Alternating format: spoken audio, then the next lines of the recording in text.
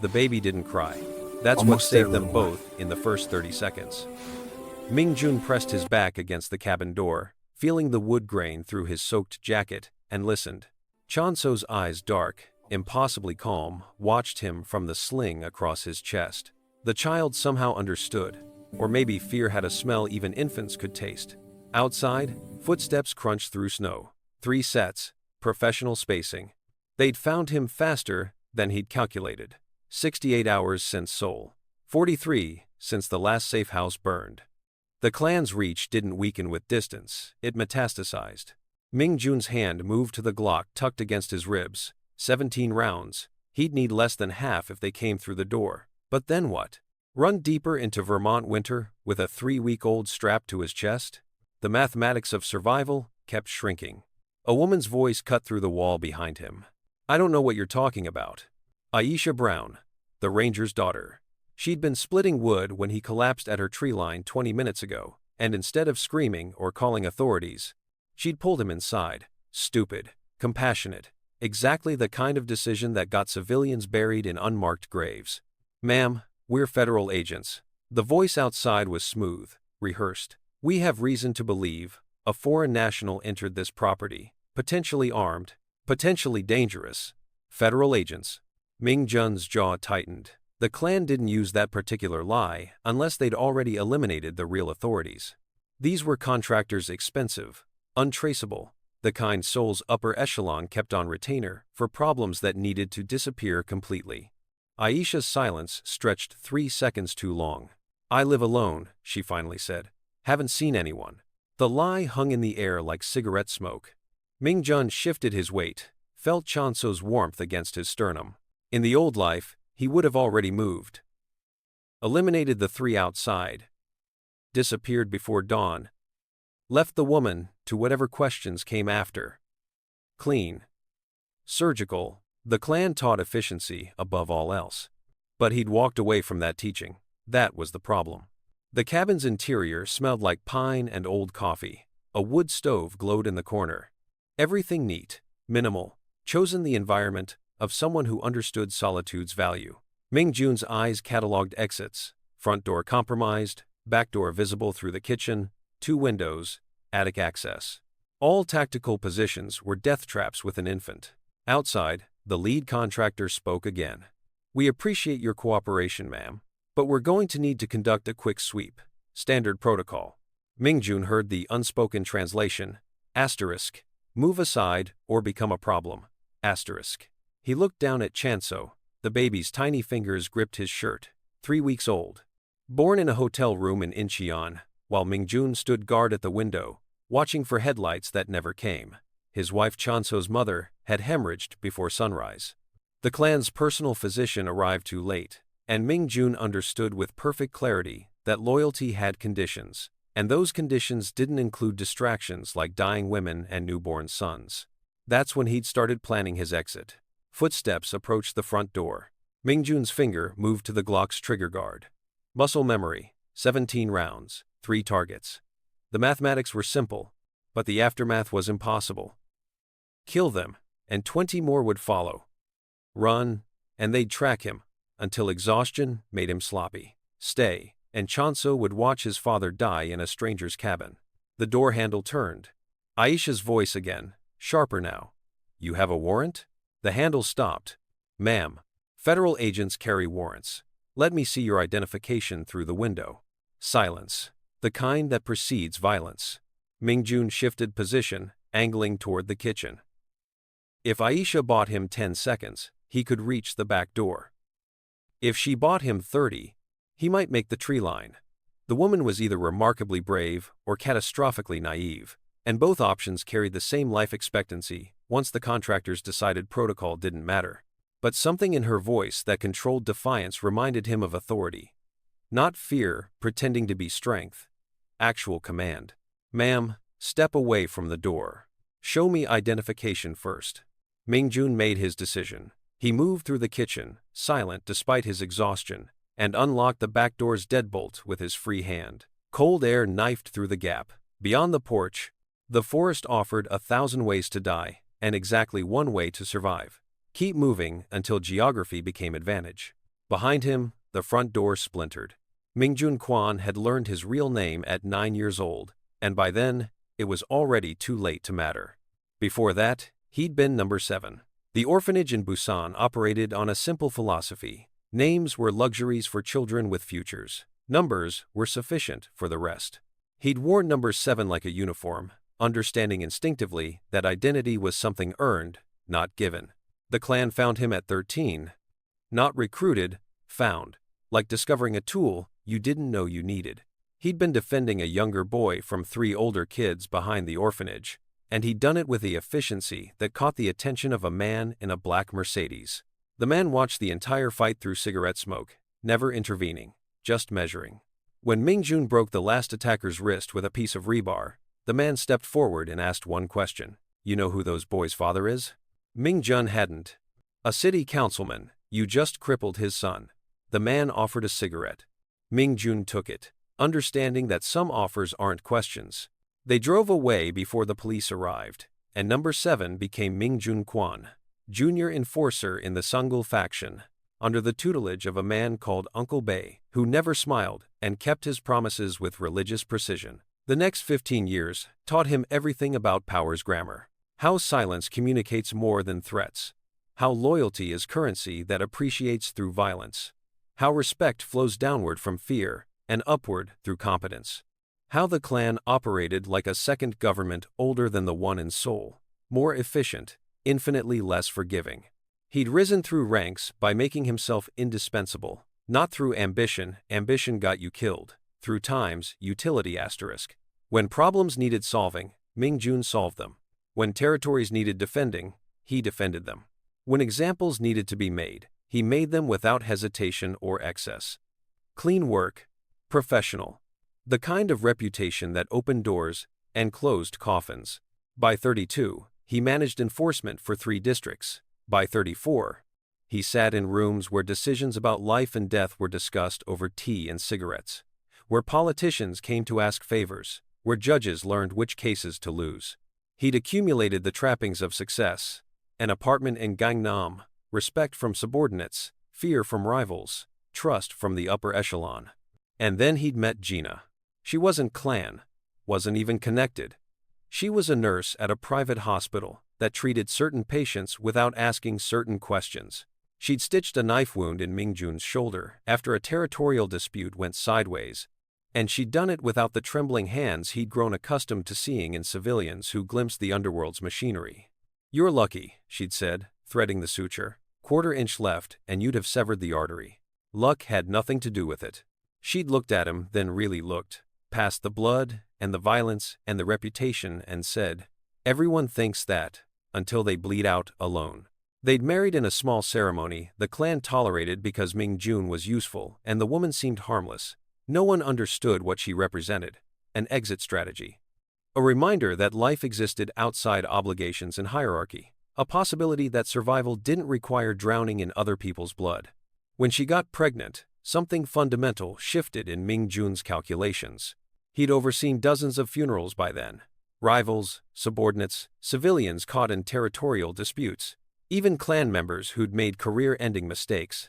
He understood violence's geometry, how it radiated outward, consuming everything in proximity. And he understood, with cold certainty, that his son would inherit a debt he could never repay. The clan didn't retire its senior members. It promoted them until they died or became liabilities. There was no pension plan, no gold watch, no quiet exit. You served until you couldn't, and then you disappeared. Mingjun decided his son deserved a different inheritance. He'd started planning 6 months before Chanso's birth. Moving money through channels the clan didn't monitor. Establishing identities the clan didn't know existed. Creating distance between his public life and the escape route he was constructing, one careful decision at a time. When Gina died, when the clan's physician arrived 40 minutes too late and offered rehearsed condolences that felt like threats, Mingjun understood he was out of time. They'd let her die. Maybe not intentionally, maybe just through indifference. But the result was the same. The clan's priorities didn't include saving a civilian nurse when senior members needed attention elsewhere. 3 days later, Mingjun took his son and disappeared. Now, crashing through Vermont forest, with Chanso strapped to his chest, and 3 contractors tracking him through the snow, he understood the mathematics with perfect clarity.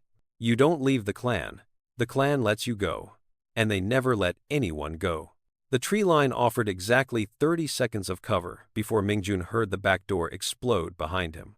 Not kicked open, exploded. Controlled demolition. They'd brought breaching charges for a civilian cabin in the Vermont wilderness, which meant they'd known he was inside before making contact, which meant someone had called ahead, which meant the trap had closed before he'd even arrived. Mingjun adjusted Chanso's sling and moved deeper into the forest, using topology-like language. The ridge to his left would slow pursuit. The frozen creek bed ahead would mask his trail. The wind carried sound away from his position, buying seconds he'd need when the shooting started. Behind him, voices coordinated through professional discipline. Target mobile, heading northwest. Thermals picking up 2 signatures, 1 small. Confirm the package? Confirmed. Proceed with extraction. Asterisk, extraction.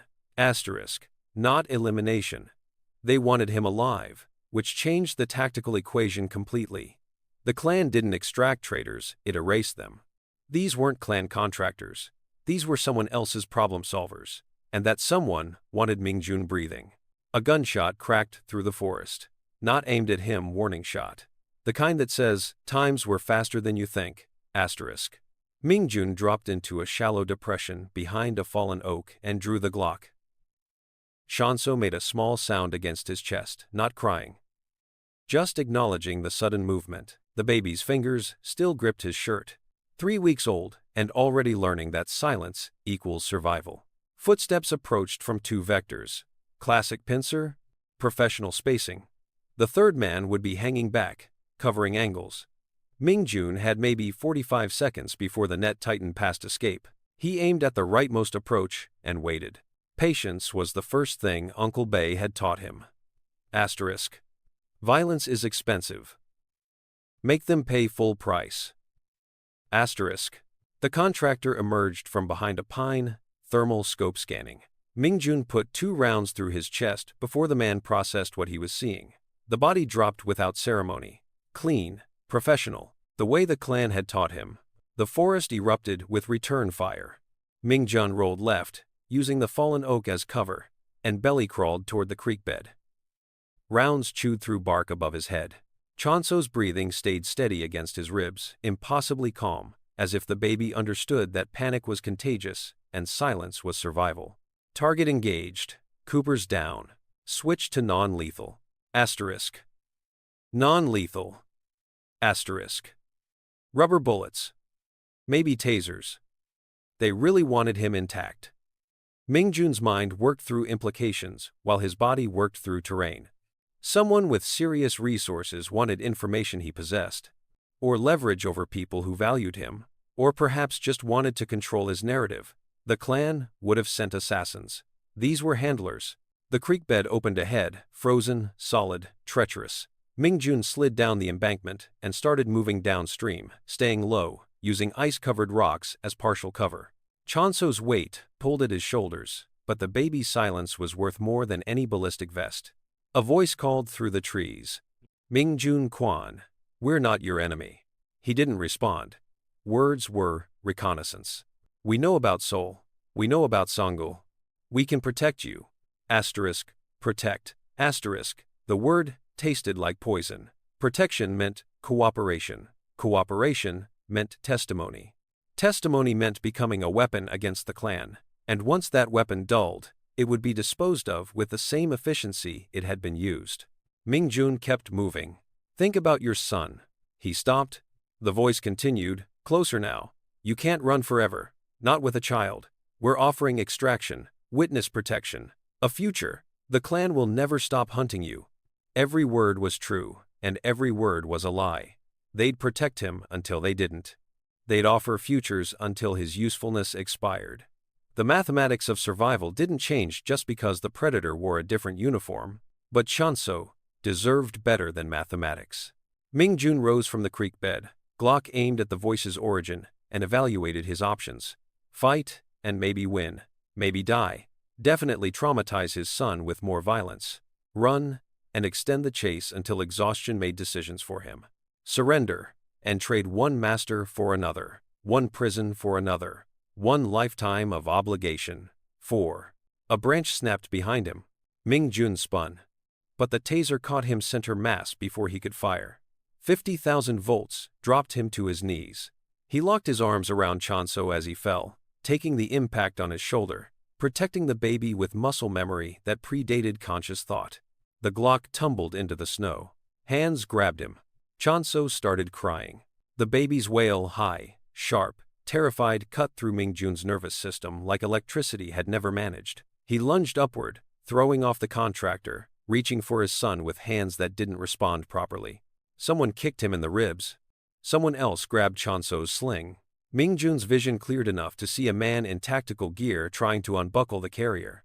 Everything that happened next took less than 3 seconds. Ming Jun caught the man's wrist, twisted until bones popped, used the momentum to stand, drove his forehead into the man's face, took the knife from the man's belt, opened the throat of the contractor behind him, spun, caught the third man's gun hand, broke the wrist, put the knife through his thigh's femoral artery, let him drop, and stood there in the creek bed with Chanso screaming against his chest and 3 men bleeding out in the snow.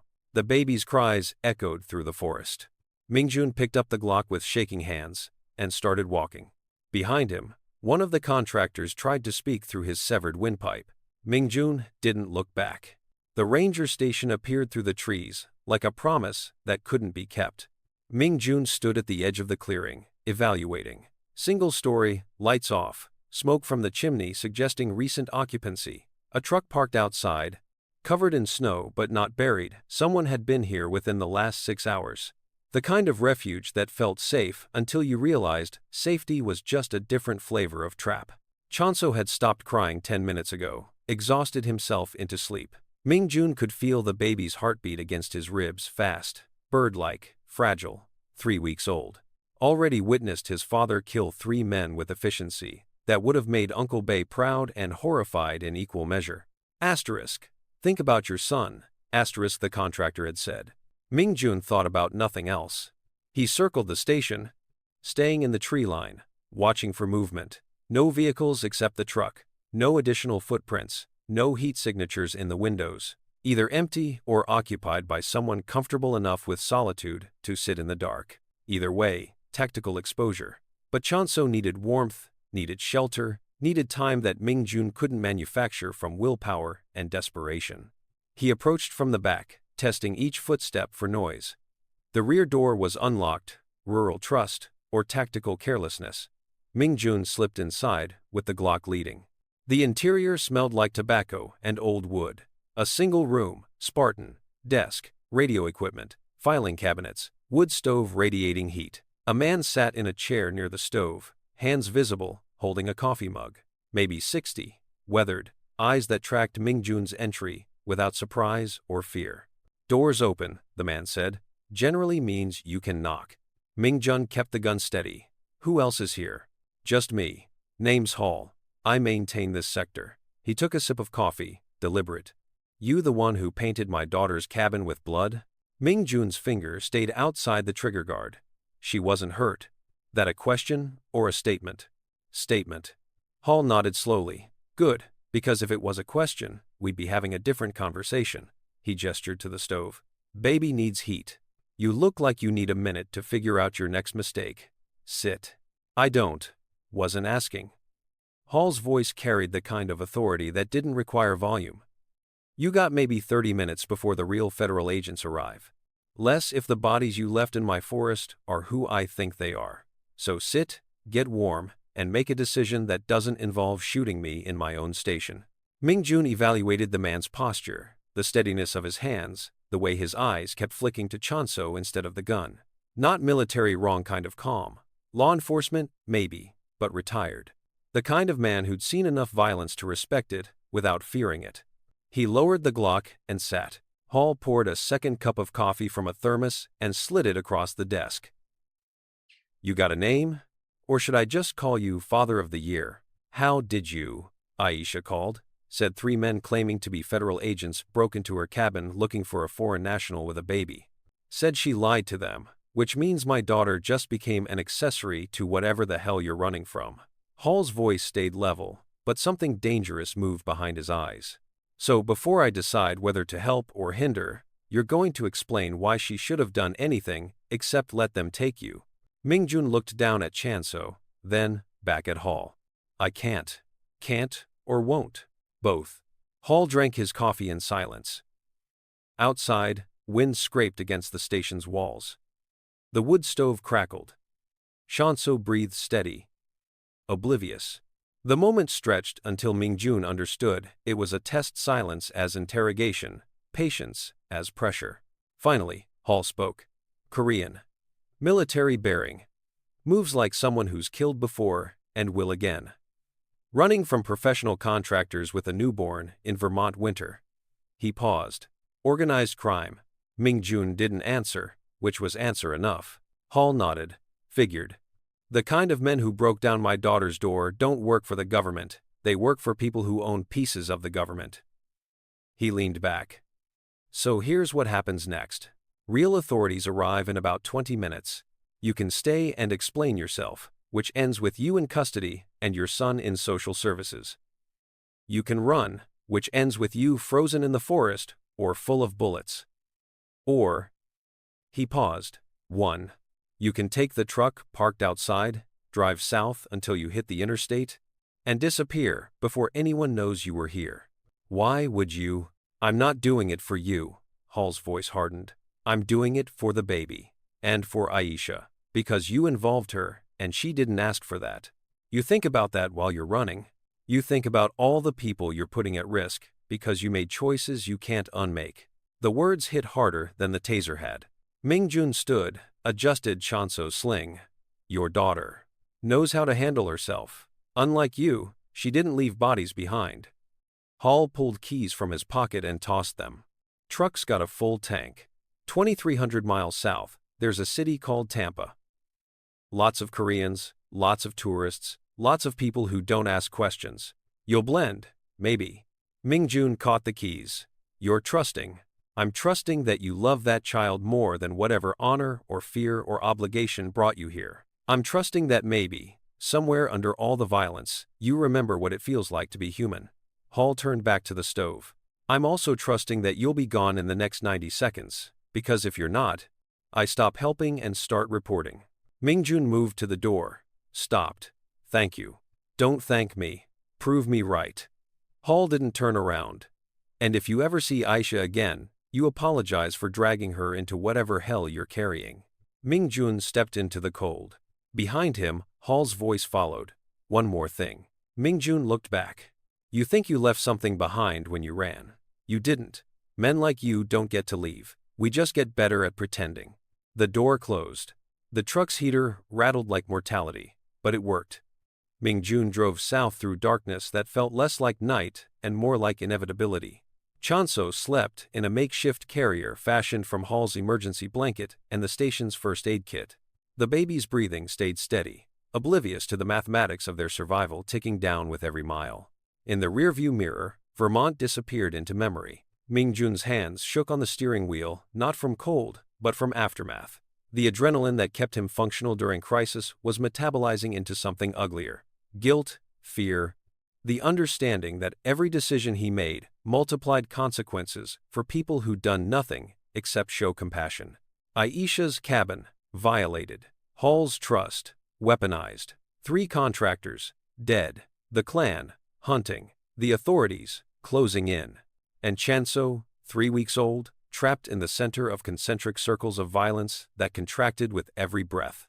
Asterisk, you think you left something behind? Asterisk, Hall had said. Asterisk, we just get better at pretending. Asterisk. The old man understood more than he'd admitted. Mingjun had spent 15 years in the Songgul faction, rising through ranks that didn't measure ambition so much as survival. He'd learned the clan's unwritten rules: loyalty above all, silence before speech, violence as final grammar. He'd enforced those rules until they became reflexes, until the distance between thinking and killing shrank to nothing. And then Gina had died, and Chanso had been born, and suddenly those reflexes felt less like competence and more like curse. The phone in his pocket buzzed. Mingjun's hands tightened on the wheel. Burner phone, purchased in cash at a convenience store in Burlington. Used exactly once to arrange the Vermont safe house that hadn't been safe at all. No one should have the number. But the buzzing continued, persistent, insistent, inevitable. He pulled onto a rest stop's shoulder and checked the screen. Unknown number. Text message. Asterisk. We need to talk about your future. Asterisk.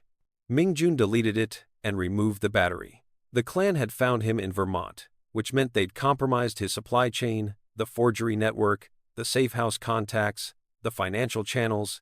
Every resource he'd carefully constructed was poisoned now.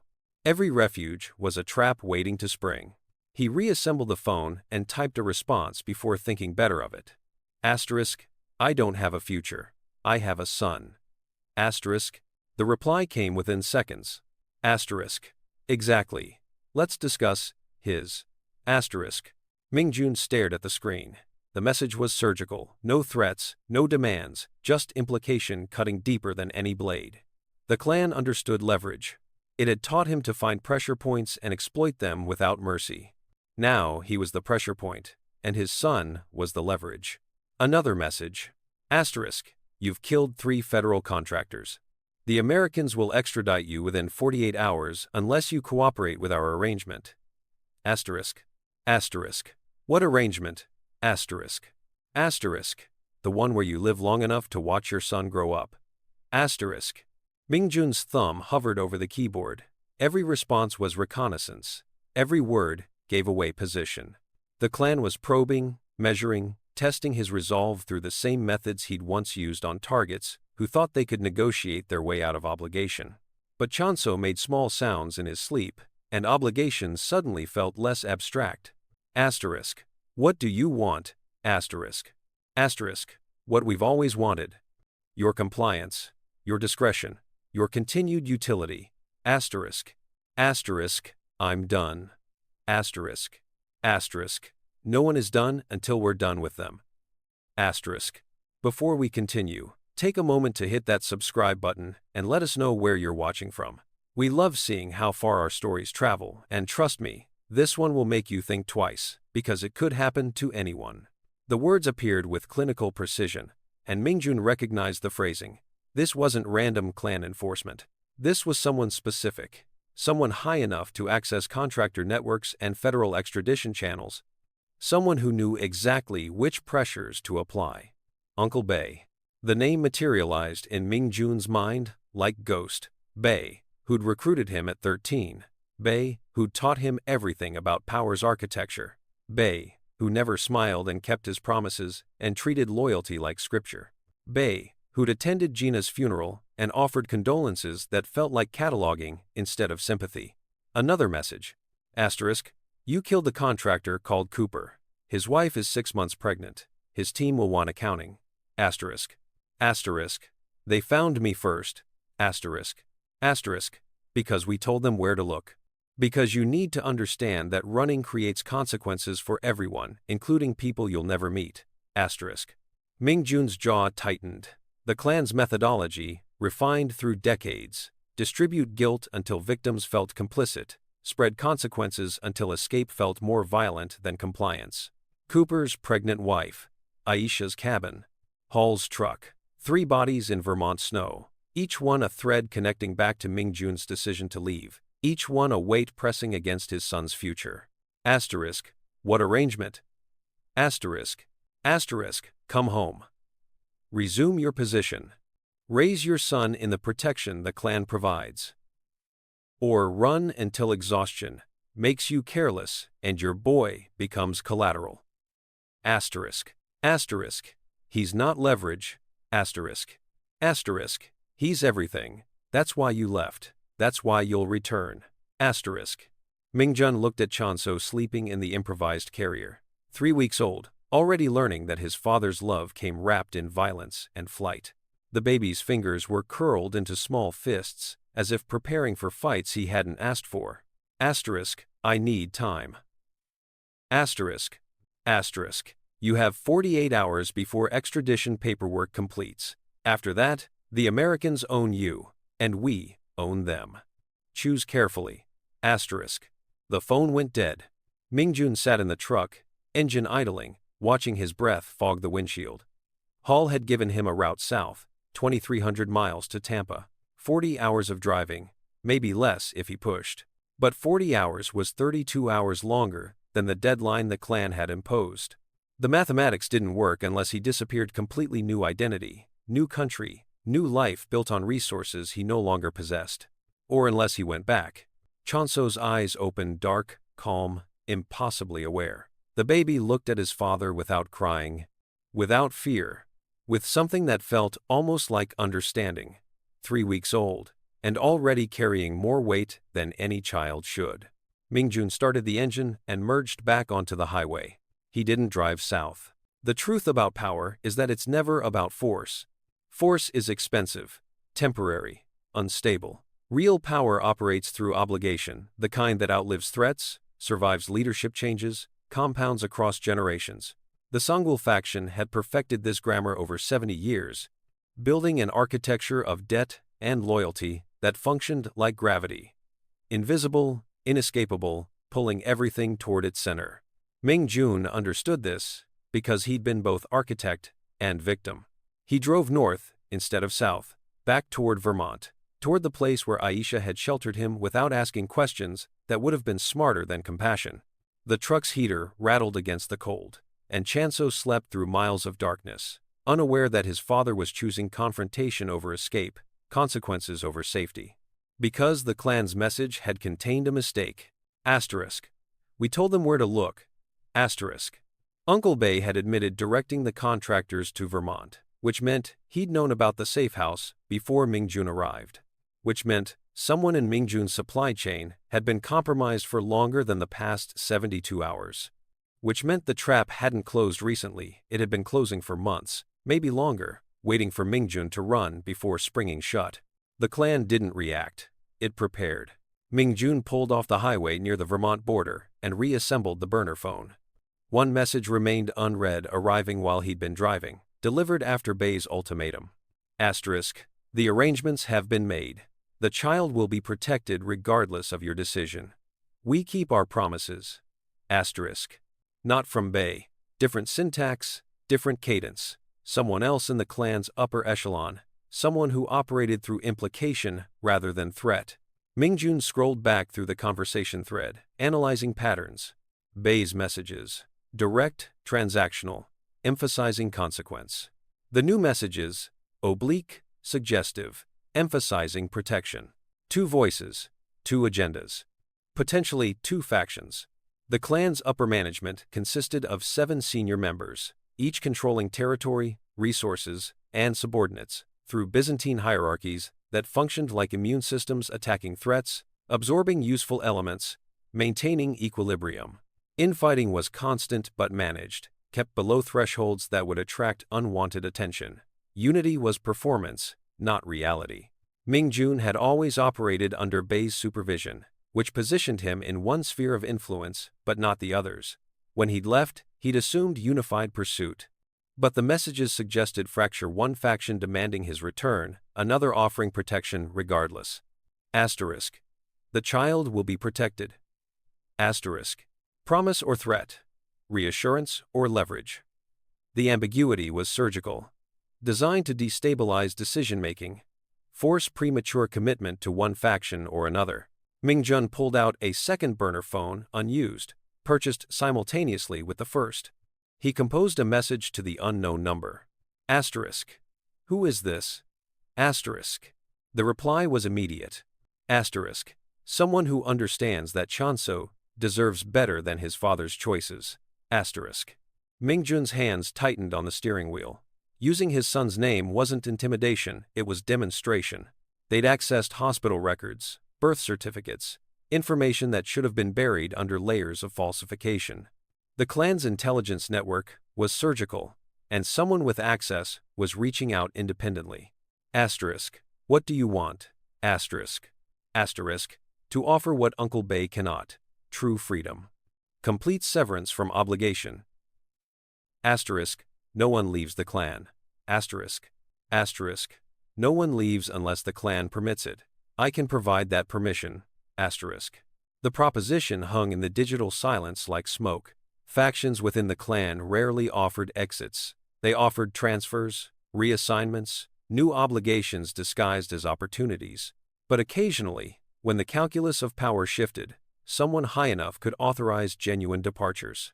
Political immunity, purchased through favors and concessions, traded across hierarchy levels until debt became distance. Asterisk. Why? Asterisk. Asterisk. Because your skill set serves multiple purposes. Because your compliance is worth more than your corpse. Because Chanso's future can be asset or liability, depending on how we proceed. Asterisk.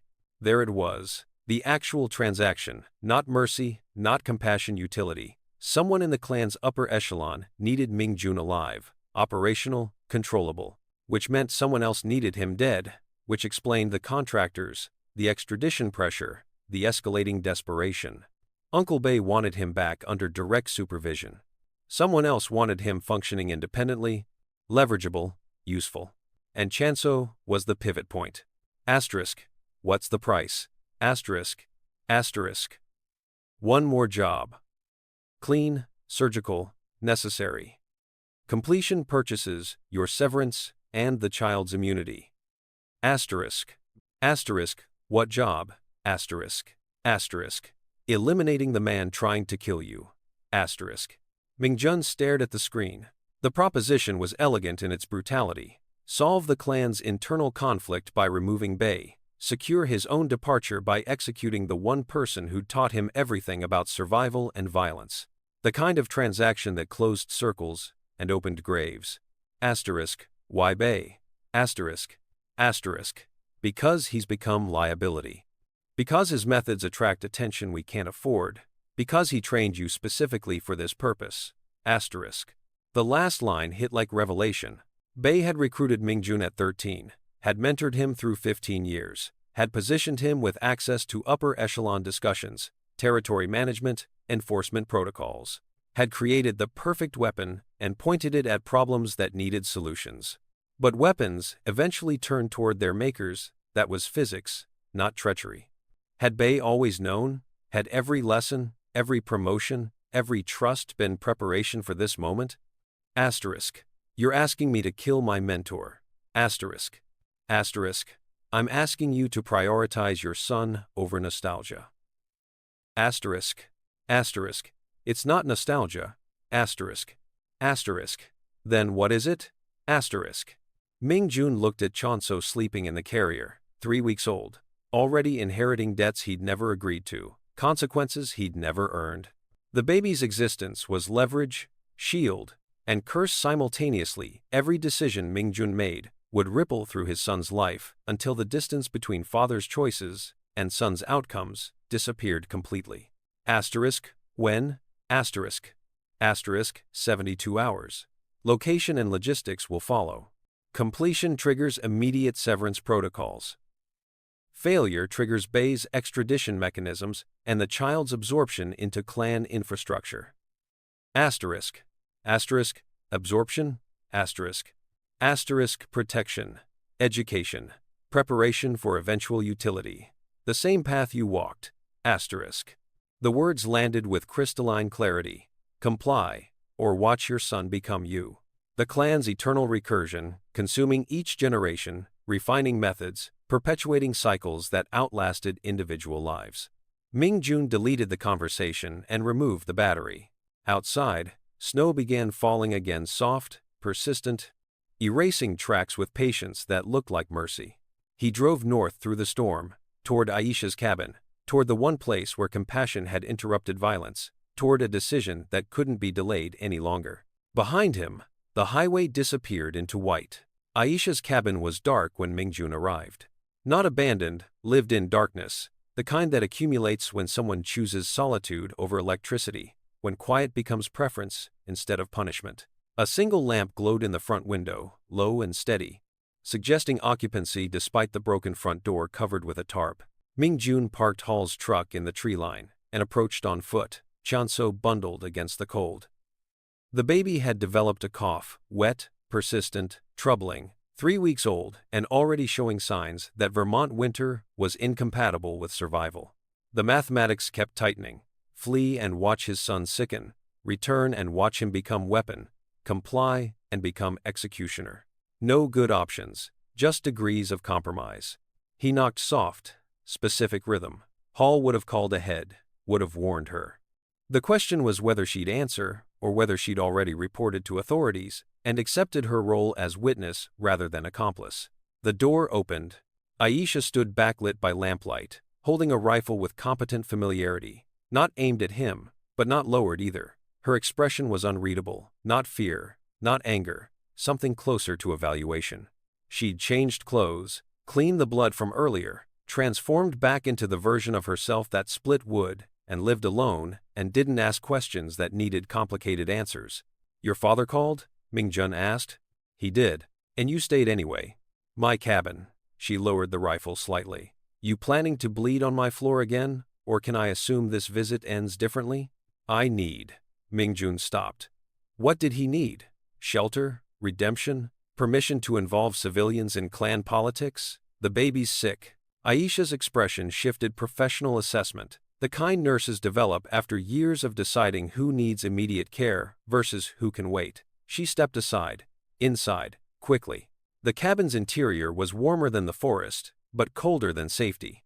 Aisha had covered the broken door with a tarp weighted by firewood, had cleaned the blood from the floor, had restored order to chaos with the efficiency of someone accustomed to rebuilding after damage. The wood stove glowed steady. Coffee percolated on the stovetop. Everything in its place except for the automatic rifle leaning against the kitchen counter, the one detail that didn't belong in a ranger's daughter's cabin. Mingjun registered it without comment. Aisha gestured to a chair near the stove. "Unwrap him. Let me see." Mingjun unbuckled the carrier and lifted Chanso out. The baby's cough rattled in the small space, wet and concerning. Aisha moved with practiced confidence, checking temperature with the back of her hand, listening to breath sounds, examining skin color in the lamplight. Respiratory infection, early stage. He needs antibiotics, hydration, warmth. She looked at Mingjun directly. He needs a hospital. Can't, or won't. Both. Aisha's jaw tightened. That's the wrong answer. Children this young can decline rapidly. You're risking. I know what I'm risking. Mingjun's voice came out harder than intended. If I take him to a hospital, people will find us, and those people won't care about infection or antibiotics, or, he stopped. Or what? Or anything except what I can provide them. Silence filled the space between them. Aisha studied his face, not just his words, but the exhaustion beneath them, the desperation, the calculation that came from running toward no-win scenarios and choosing which loss hurt least. Finally, she spoke. "I have some amoxicillin, left over from a prescription, probably enough for 3 days if we're careful with dosing." She paused. "After that, you need real medical care. Not my mercy, real care. Thank you." "Don't thank me yet." She moved to a cabinet and retrieved medication. "You put a target on my back. 3 men violated my home. My father is now complicit in helping fugitives. And you show up again, asking for more help, without explaining anything except, 'I can't, and people will find us.'" She measured out medication with precision. "So here's how this works. I help your son because children don't deserve consequences for their parents' choices. But you owe me truth, not gratitude." "Truth." Mingjun looked down at Chanso, coughing in his arms. "Korean Mafia," he said quietly. "Sangul faction. I was senior enforcement for 3 districts. When my wife died and my son was born, I left. They don't allow that. They're hunting me, and everyone who helps me becomes collateral." Aisha paused mid-measurement. "That's concise. It's all that matters." "Is it?" She finished preparing the medication. "Because the men who broke down my door weren't Korean. They were American, professional contractors, which means someone with serious resources is coordinating this hunt. Which means you're valuable beyond just being a fugitive." Mingjun said nothing, which was answer enough. Aisha administered the medication to Chanso with gentle competence. The baby took it without protest, too sick to fight, too young to understand. She handed him back to Mingjun and crossed her arms. "What are you running toward?" "Nothing, just away." "That's not sustainable." "I know. So what happens when away runs out?" Mingjun looked at her directly. I make a choice that costs more than I have. That's cryptic and unhelpful. It's accurate. Aisha studied him for long seconds, measuring, calculating, deciding whether compassion was worth the price it was already extracting. Finally, she gestured to the rifle against the counter. That's Korean military issue, special forces. My father brought it by after his call to you. Said if you came back, I should either use it or trust you. He wouldn't say which. Smart man. He is. Which is why I'm asking, should I trust you? The question hung between them like test results neither of them wanted. No, Mingjun said finally. You should report me to federal authorities, testify truthfully, and return to your life before I violated it. But if you do, my son becomes leverage in a war he didn't ask for. And I become either corpse or weapon depending on which faction claims me first. What faction? The one trying to kill me, or the one trying to use me? He paused. Sometimes I can't tell which is which. Aisha moved to the window and looked out at the snow falling through darkness. My father said you had 72 hours before extradition. He also said you drove north instead of south, which means you're not running anymore. No. So, what are you doing? Mingjun looked at Chanso sleeping against his chest. The baby's breathing steadier now. Medication beginning its work. Deciding what my son inherits. That's a nice sentiment. What's the reality? I've been offered a choice. Kill the man who taught me everything about violence, or watch my son walk the same path I did. Aisha turned from the window. That's not a choice. That's coercion. Welcome to the clan. She crossed back to the stove and poured 2 cups of coffee, handed one to Mingjun. What do you need? I don't. Don't insult me by pretending you came here just for medication. You came because you're out of options and my cabin is the only place that hasn't tried to kill you yet. So ask. Mingjun accepted the coffee. Time. 72 hours. A place where my son can recover while I finish what can't be avoided. You mean while you commit murder? I mean while I end a cycle that started before I was born. That's poetic. Still murder. Yes. Aisha drank her coffee in silence. Outside, wind scraped against the tarp covering her broken door. Reminder of how quickly sanctuary became crime scene. How easily compassion transformed into complicity. When she spoke again, her voice carried weight that transcended the immediate question. If I let you stay, what happens to me after? Nothing. I'll be gone before anyone connects you to this. You can't promise that. No, but I can promise to try. That's a terrible promise. It's the only one I have. Aisha set down her cup and met his eyes. You love your son? More than anything I've ever known. Then leave him here, walk away. Let the authorities find him, process him, place him somewhere safe. Give him the future you're trying to kill your way toward. The suggestion hit like physical blow. Leave Chanso. Trust strangers. Except that sometimes the most profound act of love was absence. The logic was perfect and impossible simultaneously. I can't. Why? Because he's all I have that isn't blood. Aisha nodded slowly, as if she'd expected the answer but needed to hear it anyway. 3 days, you and your son. After that, I report everything to my father and let him decide what happens next. Thank you. Stop thanking me. She moved toward a back room. Spare bedrooms through there. There's formula in the cabinet, diapers under the sink, wood for the stove.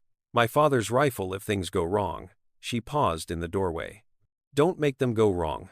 Mingjun carried Chanso to the spare room and settled the baby into a makeshift bassinet constructed from drawers and blankets. The baby's breathing was easier now, cough less frequent.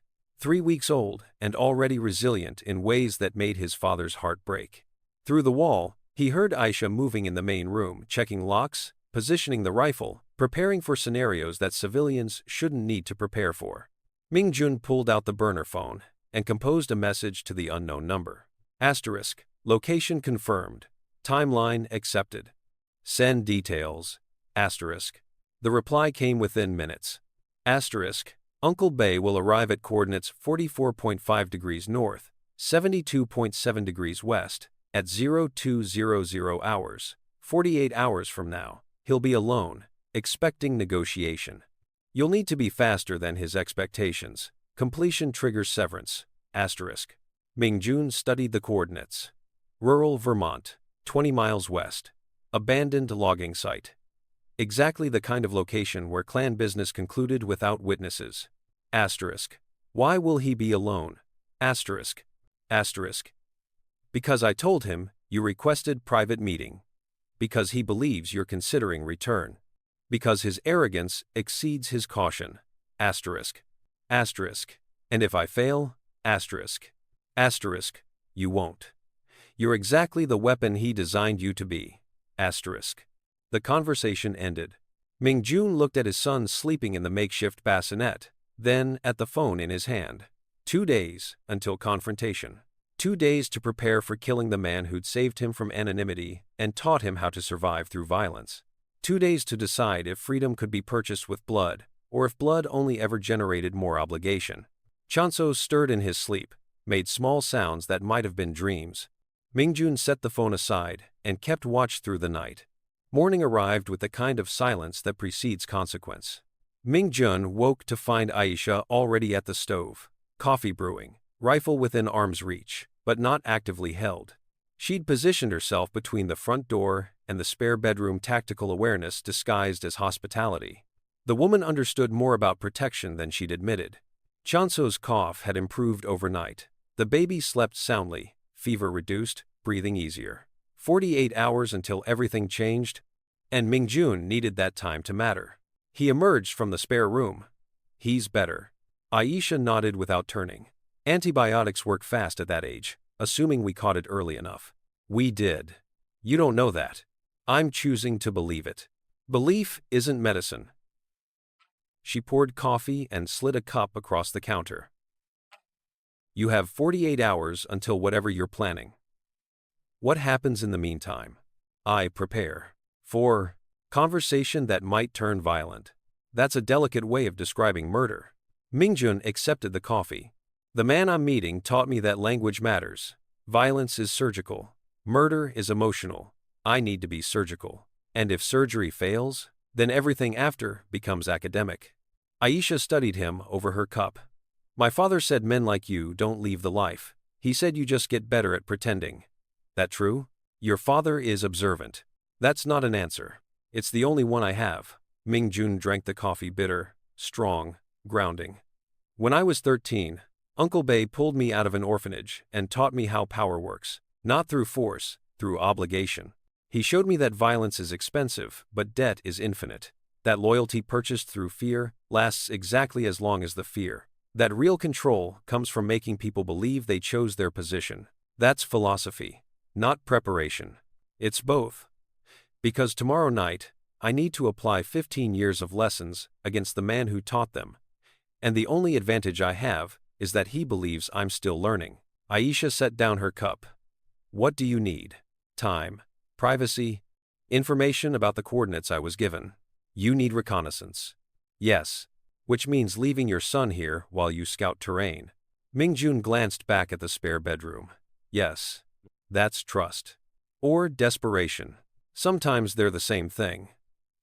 Aisha moved to a laptop on the desk and opened mapping software. Give me the coordinates. Mingjun recited them. Aisha pulled up satellite imagery, isolated logging site, 20 miles west, accessible via forestry roads that hadn't been maintained in years, clearing surrounded by dense timber. Single structure visible. Abandoned equipment shed. Perfect for meeting that needed isolation. That's Blackstone Hollow, Aisha said. Used to be commercial logging until environmental regulations shut it down. Now it's just state land. Empty. No cell coverage. Terrible place to call for help. Or perfect place to ensure privacy. Same thing, depending on your intentions. She zoomed in. One road in and out. The shed provides minimal cover but good sightlines. If someone arrives early and positions themselves properly, they control the entire approach. So arrive earlier. And do what? Wait in the cold for hours? You have an infant? I leave him here. Aisha turned from the screen. You trust me with his life? You've already saved it twice. That was necessity. This is choice. Is there a difference? She studied him for long seconds. What makes you think your mentor will come alone? Because the person arranging this told him I requested private negotiation. And you believe them? No. But Uncle Bei will. He's arrogant enough to think one-on-one conversation is sufficient. Arrogance or confidence. Sometimes they're the same thing. Mingjun moved to the window and looked out at Vermont forest. Snow had stopped falling, leaving everything buried in silence. Bei taught me that real power doesn't require backup.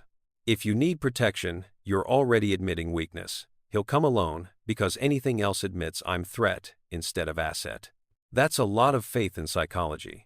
It's all I have. Aisha closed the laptop. I'll watch your son. But if you're not back in 12 hours, I'm calling my father and letting him make decisions. Fair. And if anyone else arrives, clan, contractors, federal agents, I'm not dying to protect your secrets. I wouldn't ask you to. Good. Because I wouldn't. She paused. What happens if you succeed tomorrow, if you actually manage to kill your mentor? Severance. Complete separation from the clan. New identity. New life. Protection for my son. You believe that? I'm choosing to. Belief isn't contract law. With the clan, sometimes it's stronger. Aisha shook her head. You're either very naive or very desperate. Probably both. Mingjun moved toward the spare bedroom to check on Chanso. The baby was awake now, eyes open, tracking movement without crying. 3 weeks old and already demonstrating the kind of calm that suggested resilience or trauma. Mingjun wasn't sure which. He picked up his son and held him close. 48 hours. Then, everything changes. Chanso gripped his finger with tiny hands. Mingjun spent the next 6 hours studying the logging site from distance, approaching via forestry roads that GPS couldn't find. The area was isolated, exactly as Aisha had described, single clearing, surrounded by dense timber, one structure providing minimal cover. He mapped sight lines, evaluated approach vectors, identified positions where someone with training could control terrain. Uncle Bei would arrive from the east, that was habit, always positioning son at his back when possible. He'd enter the clearing slowly, demonstrating confidence through casual posture. He'd stand near the shed, using structure as psychological anchor while maintaining mobility. Mingjun would need to be faster than expectation, more decisive than hesitation. The kind of violence Bei himself had taught, purposeful, brief, surgical. He returned to Aisha's cabin as evening approached. Chanso was sleeping peacefully, fever completely gone, breathing normal. Aisha sat near the stove, cleaning the rifle with methodical attention. He's been perfect, she said without looking up. Ate well, slept well, didn't cry. Thank you. Stop thanking me. Start explaining what happens after tomorrow. Mingjun sat across from her. If I succeed, I take my son and disappear. New identity, purchased through the severance arrangement.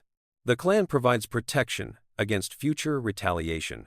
And if you fail, my son is placed in protective custody. The authorities manage his future. You tell them everything, my name, the clan's involvement, the arrangement, you cooperate completely. That's a terrible plan. It's the only one that protects him regardless. Aisha set down the rifle. You've thought this through. I've thought of nothing else. She studied him in the lamplight. What was your wife like? The question caught Mingjun off guard. Why? Because you mentioned she died. Because your son deserves to know something about his mother beyond, she hemorrhaged. Because I need to understand what you're actually trying to preserve. Mingjun looked at Chanso sleeping in the bassinet. Gina was a nurse, competent, fearless, too kind for her own safety. She stitched my wounds without asking how I got them. She married me despite knowing what I was. She got pregnant and asked only one thing, that our child have a different life. And you promised that. Yes. That's why you left. That's why I can't go back. Aisha nodded slowly.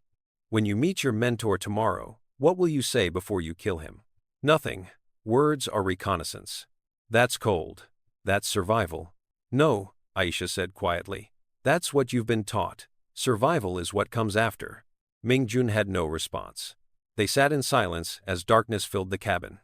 As wood crackled in the stove, as Chanso breathed steady and innocent, and unaware that tomorrow would determine whether his father was protector or executioner, survivor or weapon, human or something that had forgotten how.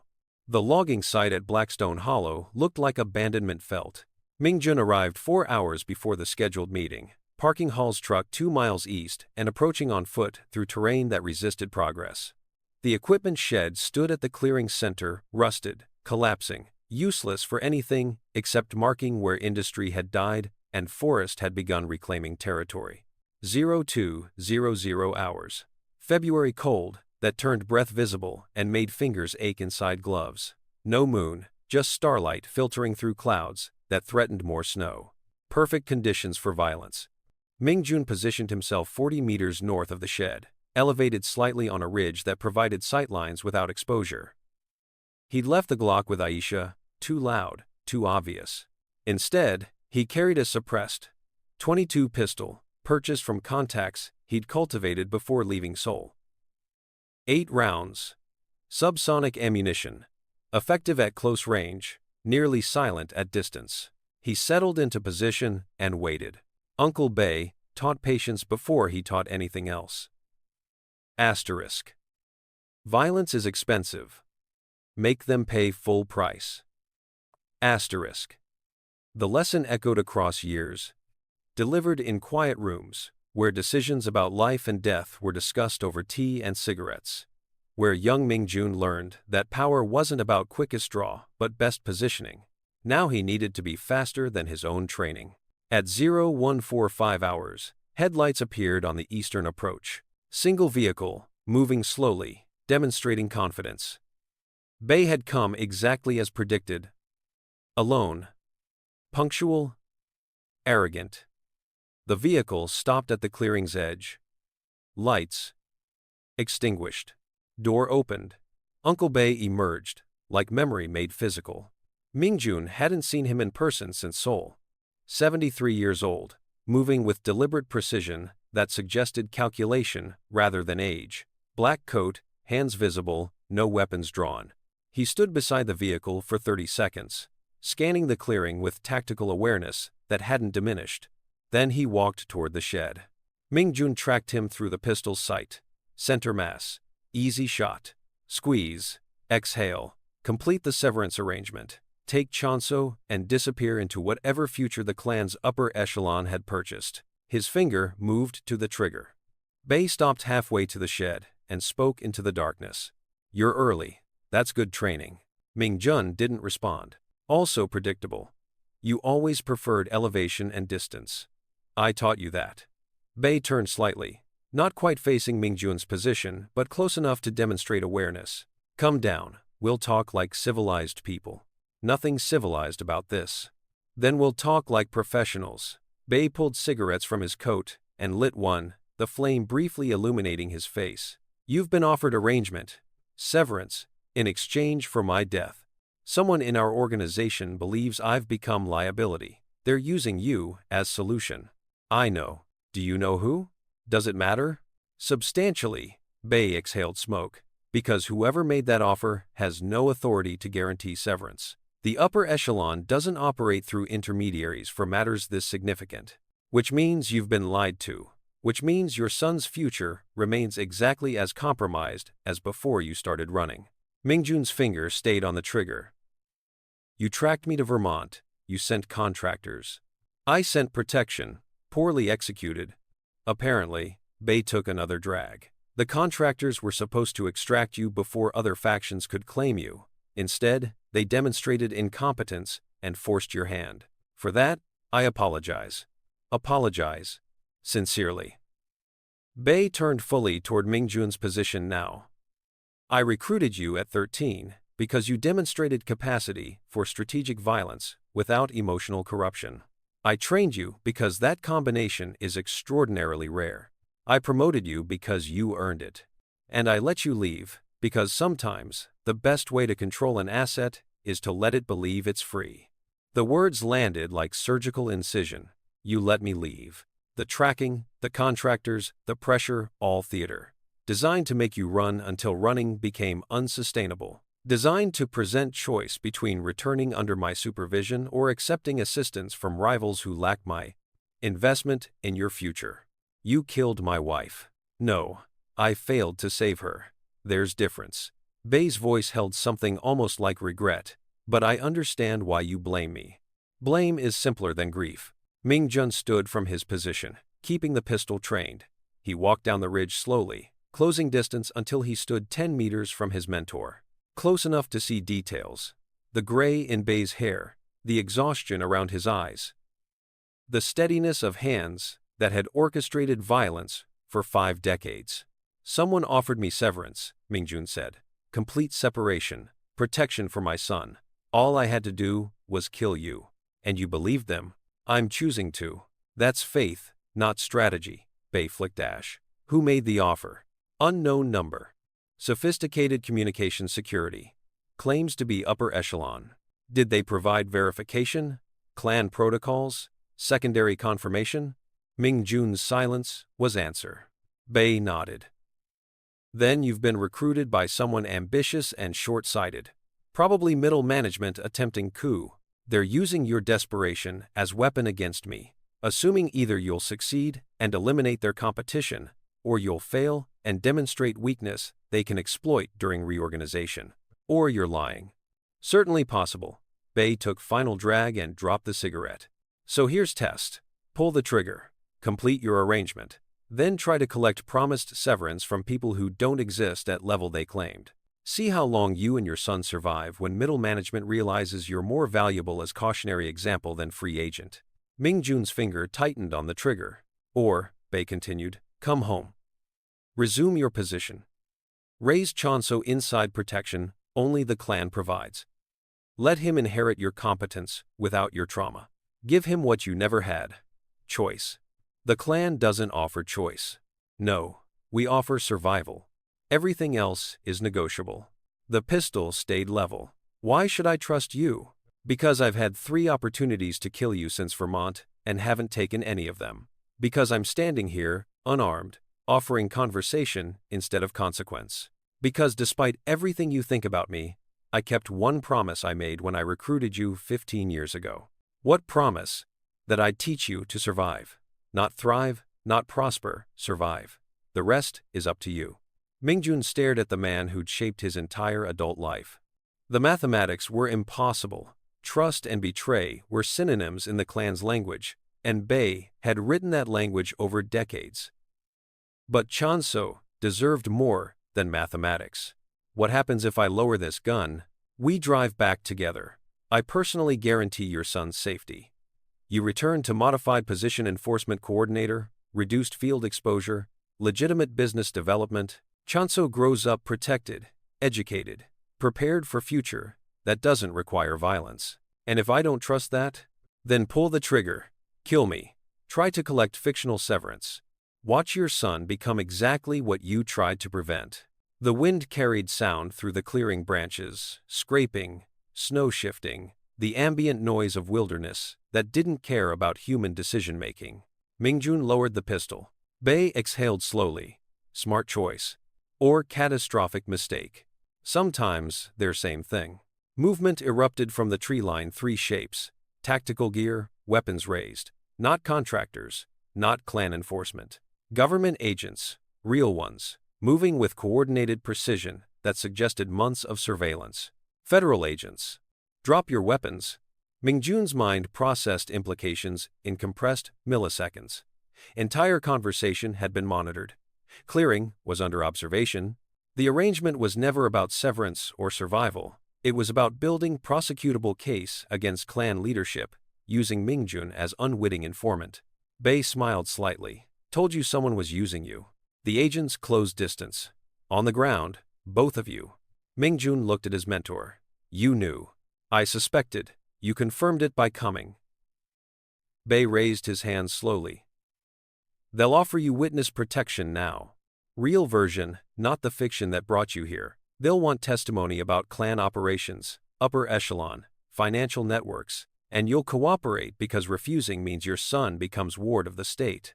That's strategic, professional, exactly what I would have done in their position. Bey knelt slowly as agents surrounded them. Remember what I taught you. Survival isn't about winning. It's about outlasting everyone who tries to kill you. Hands grabbed Mingjun, forced him down, secured his wrists. The pistol was removed, catalogued, secured as evidence.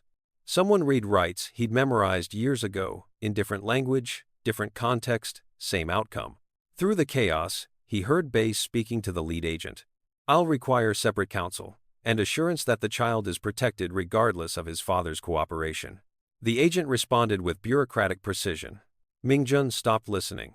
His mind was calculating already. Testimony versus silence. Protection versus exposure. Chanso's future measured against every compromise required to purchase it. In the distance, more vehicles approached. More agents. More mathematics. The clearing filled with lights and voices, and the systematic dismantling of everything Mingjun had tried to escape. The federal holding facility in Burlington smelled like industrial cleaning solution and processed time.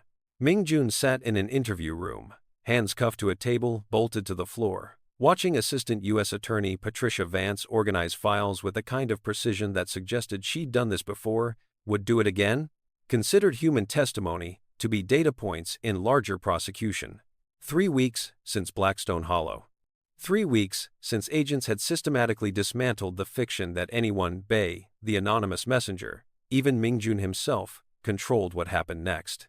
The machinery of federal prosecution moved with different rhythm than clan politics, but the underlying grammar was identical. Power through leverage, compliance through pressure, survival through cooperation. Vance looked up from her files. "Your son is in temporary foster placement. Healthy, well cared for. Monitored by social workers who understand the sensitivity of his situation." Mingjun said nothing.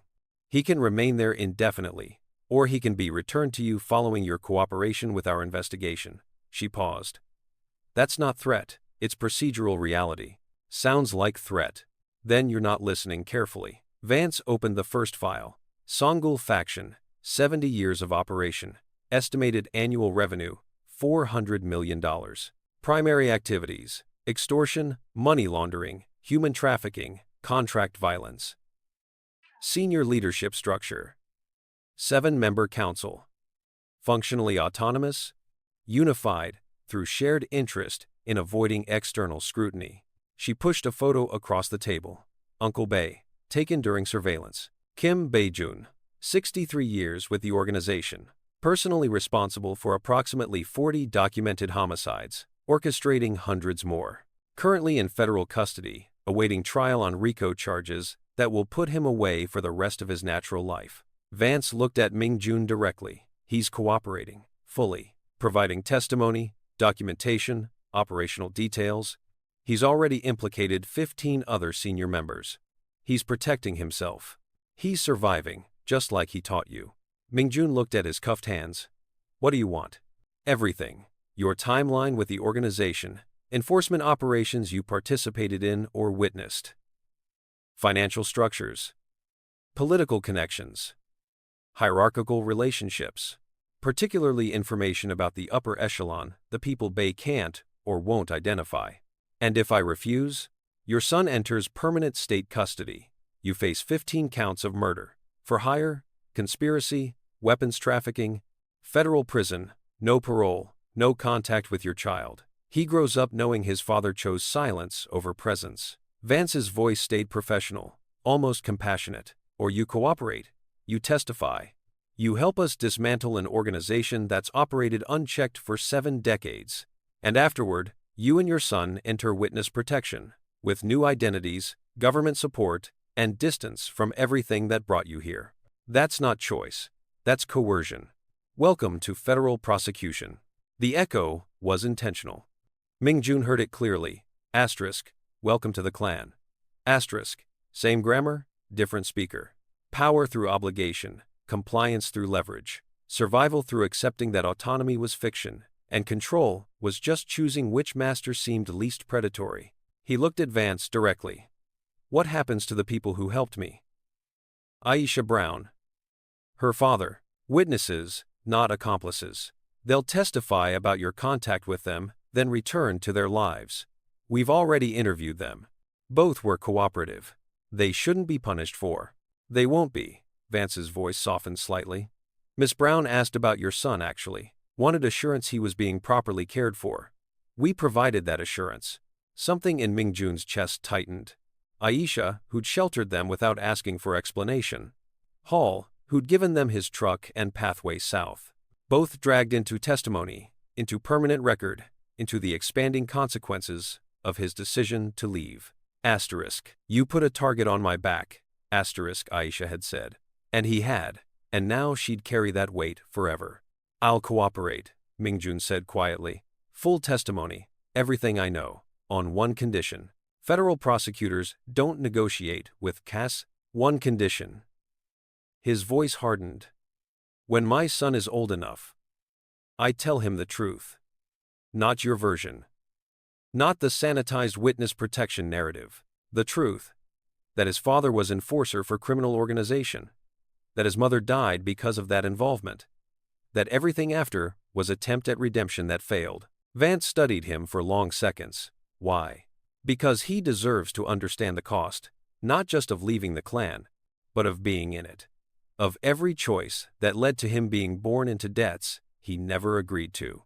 Mingjun paused. And because lies are just delayed violence. Vance closed the file. Agreed. When he's 18, you tell him whatever you choose. Until then, he's protected by the narrative we construct. Deal. They spent the next 8 hours building that narrative. Mingjun provided names, dates, operational details. He described the hierarchical structure, the enforcement methods, the way obligation functioned, as currency more valuable than cash. He testified about specific operations, not all of them, never all of them, but enough to satisfy Vance's prosecution requirements. He didn't mention the anonymous messenger who'd offered fictional severance. That thread led nowhere except towards speculation. And speculation was dangerous when prosecutors wanted certainty. Besides, whoever had tried to use him as weapon against Bay had disappeared the moment federal agents appeared. Probably middle management, probably eliminated internally, probably already replaced by someone equally ambitious. The clan survived by evolving. That was its strength and its curse. When the interview concluded, Vance gathered her files. You'll be transferred to federal protection tomorrow. New location, new identity. Supervised reintegration with your son. It'll take time. Probably years before the trial completes and you're fully clear. And Uncle Bay? What about him? What happens to him? Vance's expression suggested she'd been waiting for the question. He's 73. His testimony will likely reduce his sentence. But he's still looking at decades. He'll die in federal custody. He taught me everything. I know. That's in your file. She paused at the door. For what it's worth, he asked about your son too. Wanted confirmation that our protection protocols were sufficient. We assured him they were. He cares. Or he's maintaining leverage for future negotiation. With men like him, it's hard to distinguish. After she left, Mingjun sat alone in the interview room, still cuffed to the table, understanding with crystalline clarity that he'd traded one form of obligation for another. The clan's debt for federal dependency. Bay's mentorship for prosecutorial cooperation. Autonomy for his son's protection. The mathematics hadn't changed, just the variables. 2 days later, they brought Chanso to a supervised visitation room. The baby had grown 5 weeks old now, healthy, recovering from the infection with resilience that made Mingjun's heart break and repair simultaneously. A social worker hovered nearby, taking notes, ensuring appropriate boundaries were maintained. Mingjun held his son and whispered promises he wasn't certain he could keep. You'll have different life, better life. You won't carry my debts or walk my path. You'll choose your obligations instead of inheriting them. And when you're old enough, I'll tell you everything, not so you'll forgive me, but so you'll understand the cost of choosing wrong and trying to make it right. Chanso gripped his finger with tiny hands. The social worker made notes about appropriate parent-child bonding. Mingjun ignored her and focused on his son's eyes, dark, calm, impossibly aware. The baby who'd been silent during violence, who'd survived Vermont winter and federal intervention, who'd inherited everything his father tried to escape. I'm sorry, Mingjun whispered. For all of it. For every choice that led here. For the life you'll have and the one you won't. But you're safe now. That has to matter. Even if nothing else does. The visitation ended. They took Chanso away. Mingjun returned to his cell. Outside, spring was approaching Vermont with patient inevitability. Snow would melt. Forests would regenerate. Logging sites would continue their slow transformation from industry to wilderness.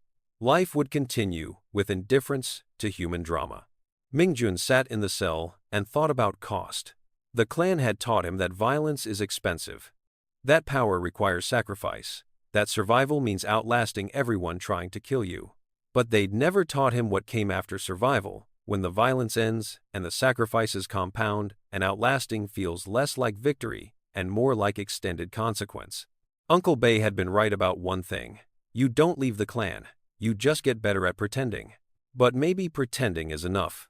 Maybe Chanso would grow up believing the fiction that his father was witness instead of enforcer, victim instead of participant, someone who'd made one terrible choice, followed by endless attempts at redemption. Maybe the narrative would protect him better than truth. Maybe lies were delayed violence, but maybe delay was all anyone could offer. 6 months later, the trial began. Mingjun testified for 4 days. Uncle Bay testified for 7. Together, they dismantled the organization that had defined both their lives, providing prosecutors with enough evidence to secure 43 convictions and effectively destroy the Songhul faction's North American operations. The clan survived, of course. It always survived. But it would rebuild without them, evolve new protocols, recruit new enforcers, perpetuate cycles that predated their involvement, and would continue long after. When the trial concluded, Mingjun entered witness protection with his son. New names, new location, new lives, built on foundation of testimony and cooperation. Federal support would continue for 5 years, then diminish, then disappear as they became footnotes in prosecution history. Chanso would grow up in that shadow, protected, monitored, carrying invisible weight. He'd ask questions eventually, deserved answers. And when he turned 18, Mingjun would tell him everything. Until then, they'd pretend. They'd survive. They'd pay the cost of power one day at a time, understanding that debt compounds across generations, that violence echoes long after triggers are pulled, that leaving is never clean and staying is never safe. The baby who didn't cry in Vermont winter would become a man who understood that silence equals survival. Just like his father had learned. Just like the clan had taught them both.